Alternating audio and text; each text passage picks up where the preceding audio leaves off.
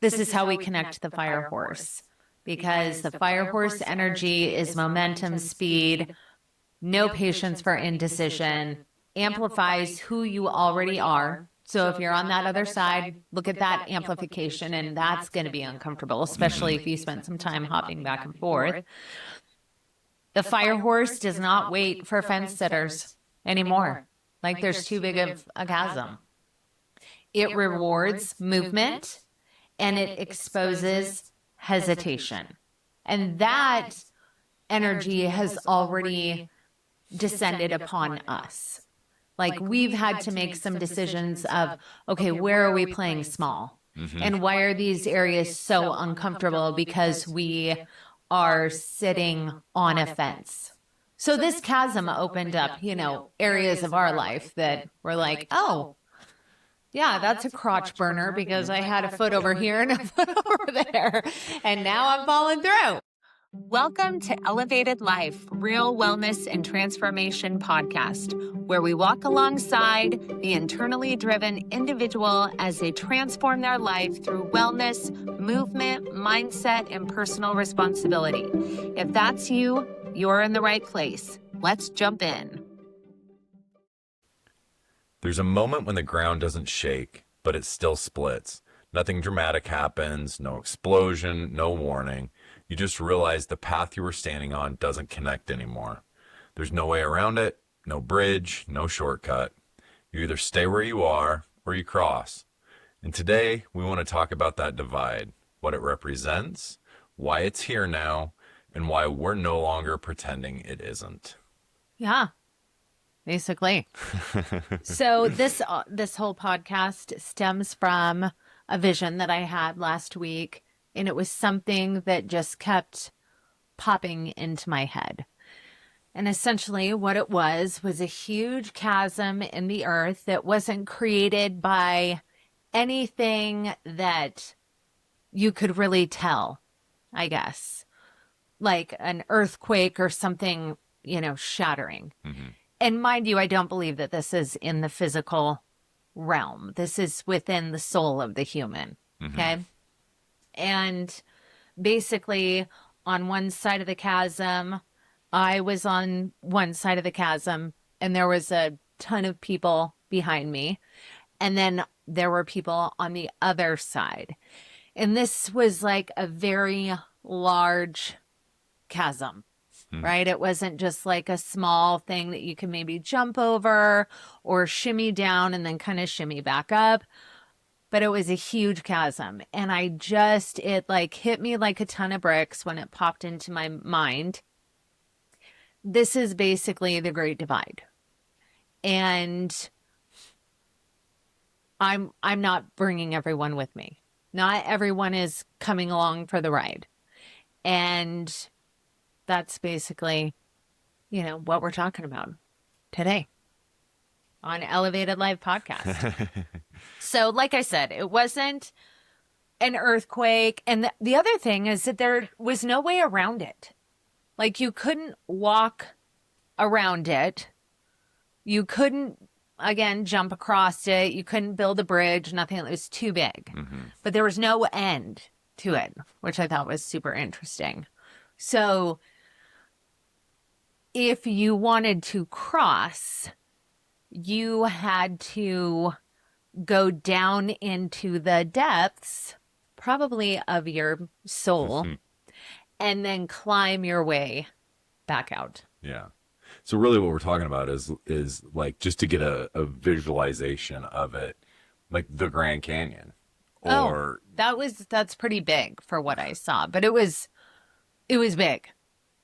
Just the normal size canyon. I don't know. But I mean, just to help, the listeners really get a visual of what you're talking about. You're literally talking about in your vision, a gap in the earth. Yes. Like what it would be, a crack in the earth if there was an earthquake, but it's such a big crack that you couldn't build something to go over. There's no end to it. In order to get to the other side, you have to crawl down in and then claw your way out. Yeah. Or the other option is stay where you are. Right. Yeah. That's basically it. Yeah. So I'm curious because when I shared this vision with you, what did it represent to you? Like, what was the first thing that popped into your head when I was like, oh, weird. I have this vision. It just popped into my head and then it wouldn't leave for like an entire 24 hours. Well, I think beyond just the obvious, you know, people on two sides of this big chasm, for me personally, when I thought about it, it was really the moment, the thing that popped into my head was the moment that I chose to change my relationship with alcohol. Mm-hmm. As just, it was, meaning it was one of those defining moments, and it was really curious to me because in your vision, you know, there wasn't like on the disaster movies, you know, this big cataclysmic event, you know, there Yeah. wasn't a big earthquake or a meteor hitting the earth, or, you know, it was just all of a sudden it's like, oh, this is here, Yeah. this, and now I have to face it. Mm-hmm. And what am I going to do? Yeah. So for me, that's what it connected to, because that's how that experience was for me. Mm-hmm. And then realizing, oh, I got a decision to make, and they're very different outcomes if I stay on the side that I'm on, or if I trudge my way through, you know, figure out how to get onto the other side of this chasm, what's going to be over there. Wow. Interesting. Mm-hmm. So did it feel sudden or like something that had been forming for a long time? It was the best way to describe this, you know, because I like to use analogies. Nuh-uh. It feels like the band, you know, that all of a sudden is super popular, and the idea is always, you know, they came out of nowhere, and you know, we can't believe this group is all of a sudden here, and you know, they're on the, well, date myself, they're on the radio, Right. but they're getting downloads on Spotify. And then you look into the band, like, well, they've been together for 18 years. Yeah. You know, on the Grinding. bar circuit and doing Mhm. all this stuff. So it's like, it's this big, long build that all of a sudden is exposed all at once. Right. That's what it seemed like to me. Interesting. So I want to talk a little bit about what the chasm represents. So old identity versus new identity, comfort. We talk about this all the time. Familiar hell versus personal responsibility, information versus embodiment. So what I mean by that is the person who is consuming endless amounts of self-help content, or I'm doing all this research on gymnasts, I'm doing all this research on attachment style, or where I land on the narcissistic spectrum, but you never actually embody it, right? Wanting change versus choosing it. So it's basically I know all the things here, but I'm not ready, or whatever that is, to actually make the change. And that was so blatantly obvious to me in this vision that, okay, these are the people that are just going to stay. And that's fine, right? But now there's a chasm, and it's big. And you, instead of me being able to reach across the chasm and help you over, or the crack, the chasm's so big that you gotta go down deep by yourself. I think that's, you know, that's such a critical component of, because obviously we've talked about this quite a bit, but that idea that, you know, at some point it was just a crack. For sure. Potentially. Yeah. It was. And And there was an opportunity to just step across. Yeah. Or ask someone for Or a jumping hand. You know, when people jump and they're like, hey, give me your hand just so I, have some stability. Yeah. yeah. And it's just not that anymore. No, it Right. isn't. At least, not for what I'm doing. Maybe for what other people are doing. But what usually happens in those situations, because if you're having to drag someone across a chasm, they're dragging you into the depths with them. So there's that. And that's not fun. So that's kind of like that. That's the real world application, I would say, or I'm asking you, of your vision, where you're actually seeing this come to play in real life. Is that inability for people to get across, or where are you seeing this actually play out? I think in my own life and also with other people who do the work, that we do. It's to the point, and we've said this in past podcasts, but I'm just so tired of trying to convince people to better their life. And now, we're moving into a new year of the horse, and at some point it's like you got to cut the dead weight.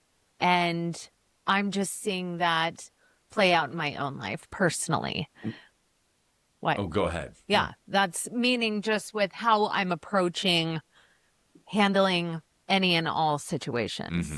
Like I'm all done trying to convince people of what they need to do to better their life, because the information is out there. And again, everyone wants to stay in this little intellectual, oh yes, I know, but embodiment is what is lacking. You have to walk it out. You can know all the things, but you have to walk it out. And now it's going to be harder because of where we're at energetically on the planet's timeline.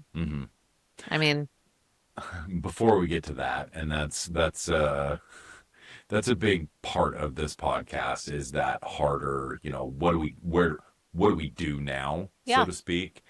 Before we get to that, with the people that you're seeing that you were just talking about, are there any other patterns that you're recognizing? Because it might be that I'm someone, or I know someone, so to speak, that maybe is potentially don't know if they've crossed the cavern, let's say, or the chasm, but they have some particular patterns, behavioral patterns, or something that maybe they're displaying that they can recognize in themselves of, oh, I potentially didn't cross when I thought I did. So now I really need to reevaluate myself. Does that make sense, what I'm trying to ask? no. So if Are you saying, like, is it too late? no, I'm Okay. asking, like, how would I recognize that? Or what do you see in those people that didn't cross, that didn't make that leap when it was a small gap, that are still stuck on that one side, that maybe whether they recognize it or not, they're over there. They didn't cross the cavern. Do you see any patterns, any behaviors, anything like that are recognizable? Like, oh yeah, you're still over there. I would say probably the biggest thing is victim mindset, where you blame everyone else for all your problems and you're complacent, or you think that you're untouchable, meaning, okay, I'm in my late 30s and, I don't have to worry about insulin sensitivity or having a nervous breakdown until later on in life, right? Like just complacency and being a victim. And that's not out of judgment, right? I'm just being discerning at this point. And excuses, like this constant excuse. We have named excuses from the top excuses to the bottom excuses. And I'm not just talking about, why you're not going to the gym. You know, why you're not getting sun, why you're not healing relationships, why you're not owning your own bullshit. You know, all of the things. Like it's a myriad of things. There's a split going on the planet. And either you're going to stay in hell or you're going to cross over to a more heavenly state, right? That's just where we're at. That's what the year of the snake, the wood snake, was all about.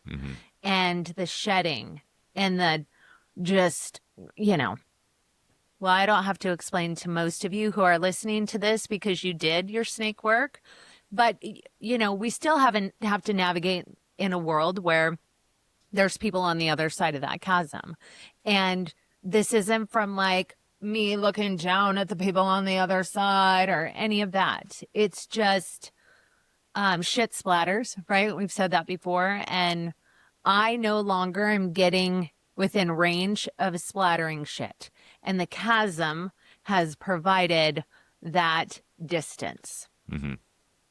Yeah. Does that make sense? That does make sense. Yeah, I feel like I explained. Hey friends, if you're getting something out of this, connect with us on our social media platforms. We're at CJ Elevated Life _ on Instagram and TikTok, and CJ Elevated Life on Facebook and X. We're answering DMs, sharing daily content, and building community with people ready for real transformation. For now, hit subscribe wherever you're listening, Apple, Spotify, YouTube. We drop 2 new episodes every week. And if this episode resonates, share it. That's how we reach more people who are ready for change. You can also find everything at cjelevatedlife.com. All right, let's keep going.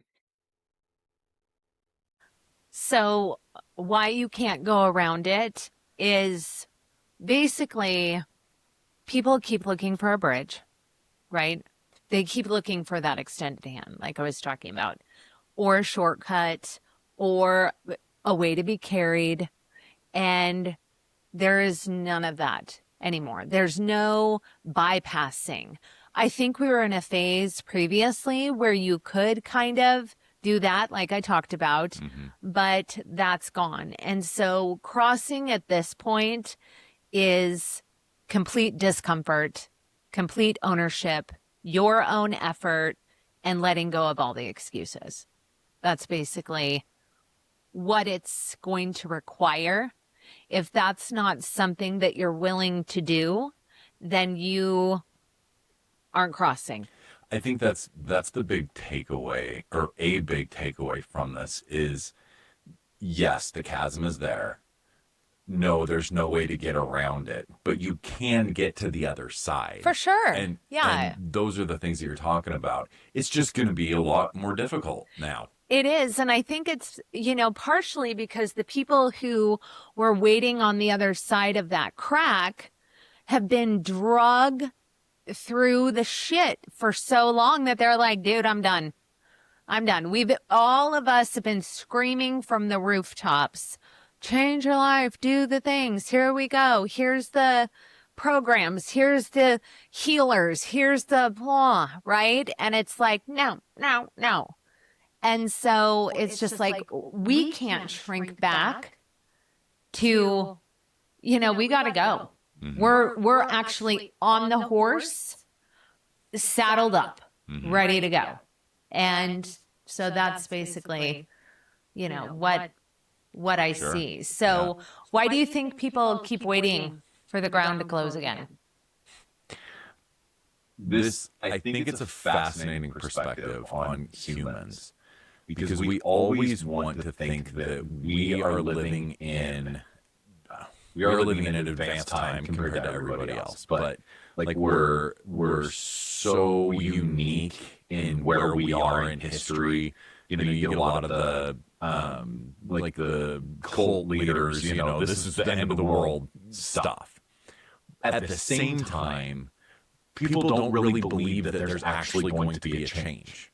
Yeah. You know, with all the stuff from history, different revolutions and different monumental periods, it's hard for people to grasp that that was just somebody else's everyday life. And then all of a sudden, the country that they lived in doesn't exist anymore. Yeah. And it's so hard for people to realize, oh, that can really happen. So this is another one of those things like, oh, yes, change is coming. You're the fire horse, or I'm going to get in shape and I'm going to fix my central nervous system. All these things, can live in their head. At the same time, they're thinking, it doesn't really matter because nothing ever really changes. Nothing ever really happens. That's stuff I've read about in the history books, or stuff that's, futuristic sci-fi that's going to happen in 1,000 years. Yeah. And so it's just people expect that cycle of, everybody talks a bunch of shit, but then nothing really happens. Well, if I could just jump in on that, because you're right, nothing changes because you're the creator of your life. So nothing changes and you stay in your comfort, familiar, bitch and complain, blame everyone else, medicate, numb, yeah. So there you go. That's exactly right. And that's not what a huge swath of the population is willing to do anymore. And that swath is on the other side of the chasm, Yeah.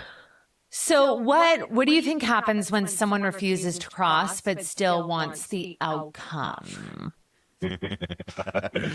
Isn't this so many people?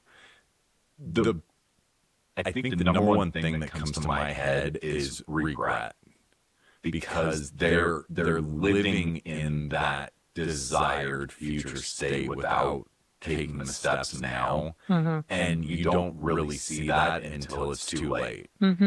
And so I think that's where those people are, because there's a lot of different sets of people on the one side that refuse to cross, but the ones that actually want the claim, that they want the outcome, they want the changes, they want the growth, then somewhere in their head that's always going to be there, and they're not going to realize, oh, I had the opportunity, right, until it's too late. Yeah.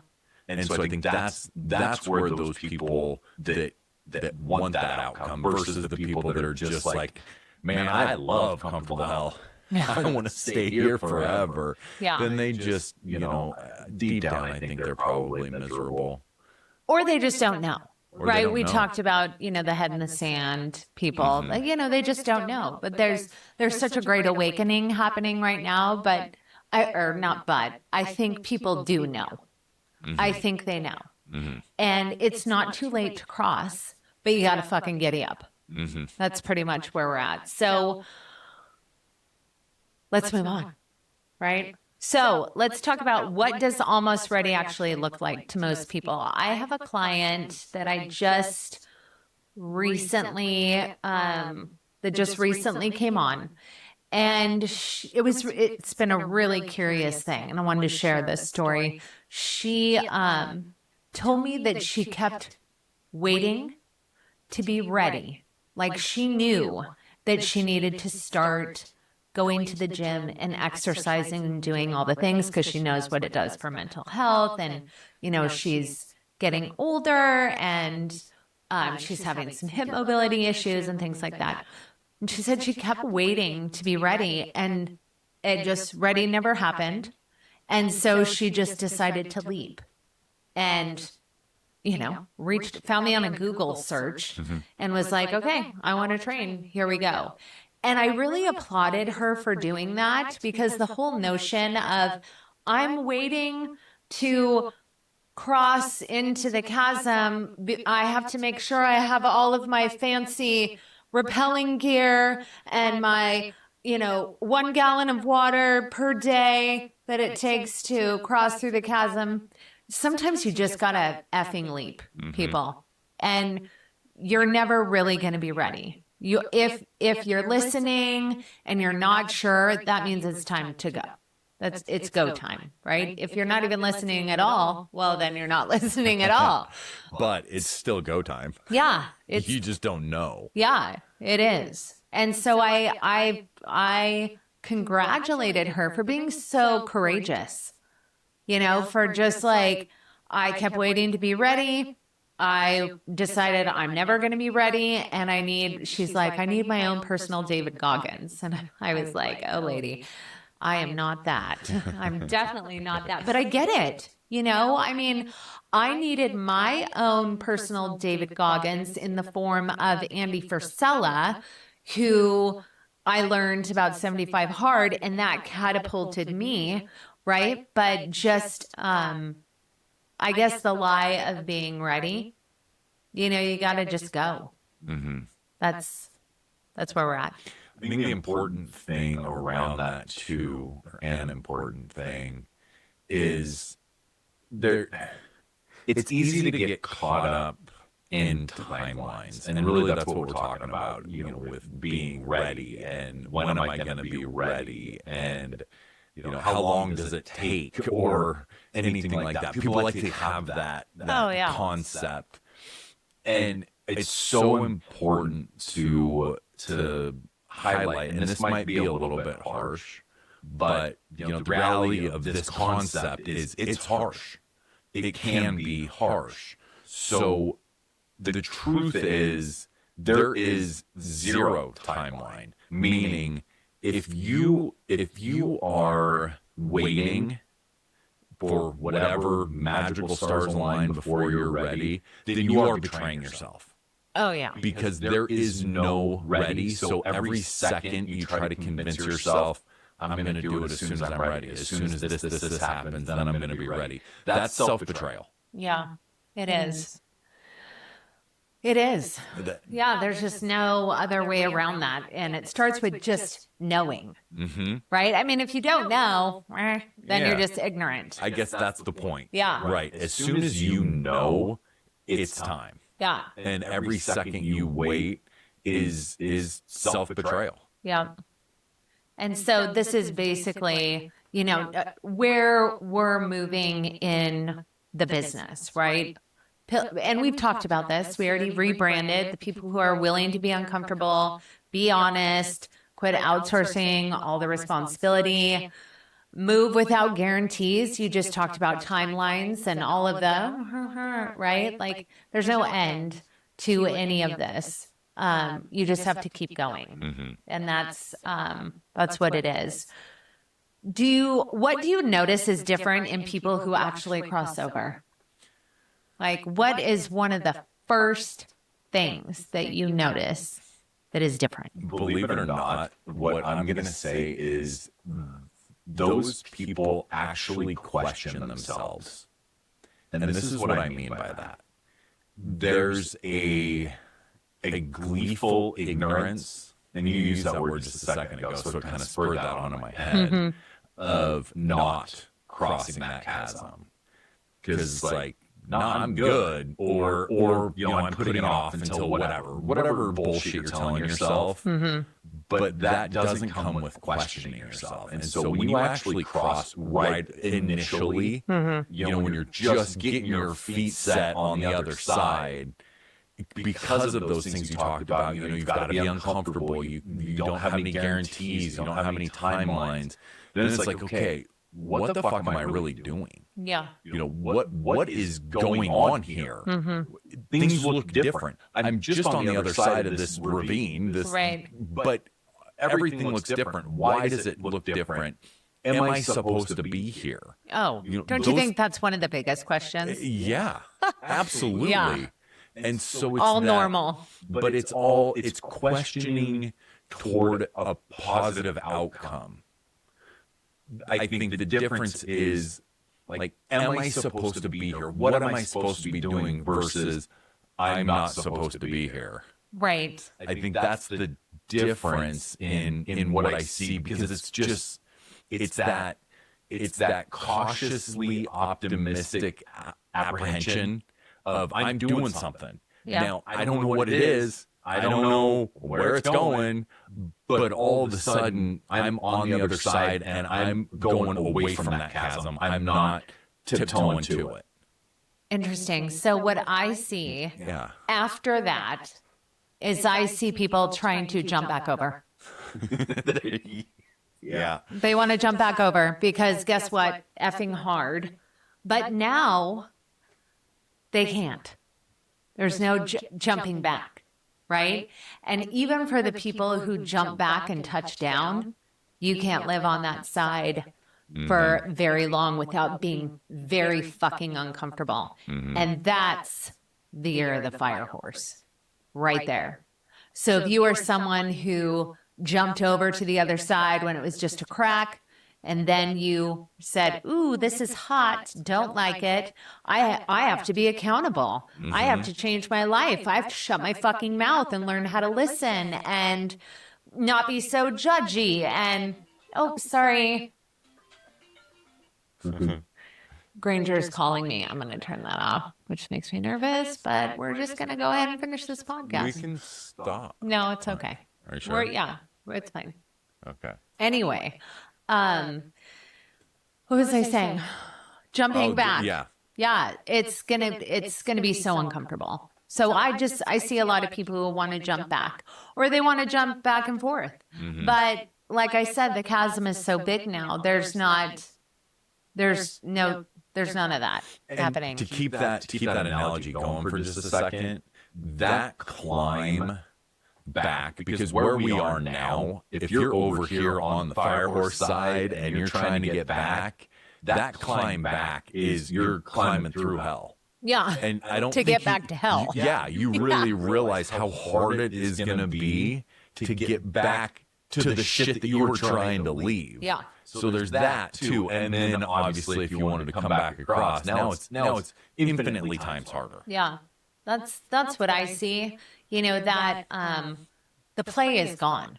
There's no room anymore. It's just gone. So this is how we connect the fire horse, because the fire horse energy is momentum, speed, no patience for indecision, amplifies who you already are. So if you're on that other side, look at that amplification, and that's going to be uncomfortable, especially if you spend some time hopping back and forth. The fire horse does not wait for fence sitters anymore. Like there's too big of a chasm. It rewards movement and it exposes hesitation. And that energy has already descended upon us. Like we've had to make some decisions of, okay, where are we playing small? And why are these areas so uncomfortable? Because we are sitting on a fence. So this chasm opened up, areas of our life that were like, oh, yeah, that's a crotch burner because I had a foot over here and a foot over there. And now I'm falling through. And even with those things, we were like, we weren't sitting on the fence. In our heads. No, didn't even know, but it's an exposer. But yeah, it's just, we've talked about the energy being an exposer. I didn't know. Okay, not true. It has popped into my head probably a month ago. Am I being safe in this familiar hell? Because it's the logical, smart, well, whatever, right? And then I was like, I don't know, the universe will show me. Well, yeah, and it does. And then it slaps you up the side of the head and shows you, and you're like, oh, look at me, the fence sitter, who is telling other people not to sit on the fence. Like all the things that we're saying here, we are also applying in our own lives. We're just not fence sitters when it comes to taking care of our health and wellness, dealing with trauma, the things that we've talked about all through the year of the wood snake, right? But what happens is as you go through those things, deeper layers are exposed, right? We talk about the onion all the time. So it just peels back other layers. And that energy has descended on the planet. And because of who I am, I usually get to feel things first and experience them first. That's just how it is. And I'm not shrinking and pretending like that doesn't happen. That's what I'm letting go of. So what are you personally no longer willing to carry across with you, or just carry? When we talk about the chasm and what we're bringing into all of the things. Self-doubt. Yeah, that's what fell off in that chasm. Yeah. And then where that goes, I don't know. Yeah. What it brings up, I have no idea. I'll deal with that shit when it happens. But it's all going to be based on my belief in myself. Are you exhausted of self-doubt to the core of your being? Absolutely. Yeah. Like I feel like that's also very much the chasm and the fire horse energy of just like, I'm fucking over it. Like it serves nothing anymore. I 100% agree with that. That's what I feel with the energy. Where it used to be like, oh yeah, okay, whatever, and then you kind of dwell on it or mull it over for a little bit or We're whatever. like and two then steps forward, two steps back. Okay, I'm doing good. But you can dismiss it. Mm-hmm. And it doesn't feel like you can dismiss it anymore. Yeah. At least for me. Yeah. It doesn't. It just feels like I have to either live in it forever, because that's going to be what I'm doing, or I have to move on from it, and it can't be a thing anymore. Yeah. For me, I have 3. All right. And we talked about this yesterday, and I was like, this is the need to be needed. So for years, I was the person helping people or across the chasm, or we've talked about this, the lifeboat, and we're throwing over the life jacket. Mm-hmm. And sometimes I'd get pulled in to the water with the person and we'd swim around and thrash about. And I'm trying to yerk them onto that need to be need. Oh, they need me. They need my help. And it's gone. Mm-hmm. It has so run its course because shit splatters. And I am so tired of being covered in other people's shit. Just at the expense of like this. And I know what that comes from. I know it's childhood stuff. I've dealt with that. That's part of the reasons, because I did my snake work, people. I did it. So the other thing is being a caretaker. That's kind of the same thing to everyone. Putting everyone else's needs ahead of my own. It's like this martyrdom bullshit, and it's exhausting, and it's so uncomfortable.